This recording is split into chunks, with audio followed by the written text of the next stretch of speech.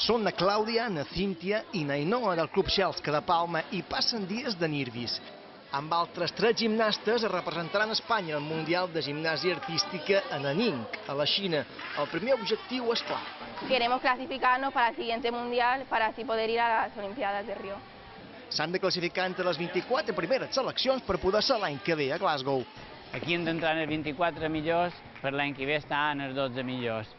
I d'aquests 12 països, 8 aconseguiran plaça olímpica directa. Però a poc, ara toca la Xina. Com més en fora, millor, per allò de la pressió.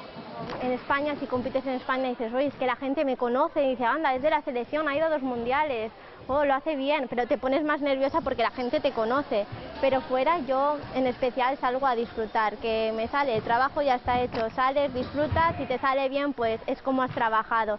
Si te sale mal, pues mira, es un mal día, no puedes hacer nada. Hombre, cuando eres más pequeña y sales a la pista y ves la cantidad de gente que hay que te está mirando y que estás cumpliendo tu sueño, que cuando eras pequeña lo mirabas por la tele y que tú estás ahí, pues es difícil controlar los nervios. Pero a medida que pasan los años, pues la veteranía te da esa suerte de poder controlarlo.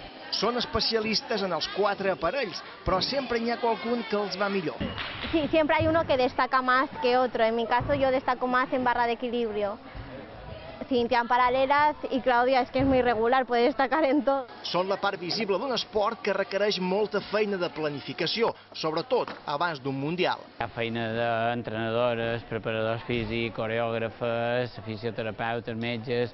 Hi ha molta gent, hi ha una estructura professional darrere d'elles. Molta feina hi ha al darrere, tot per clavar després un bon exercici.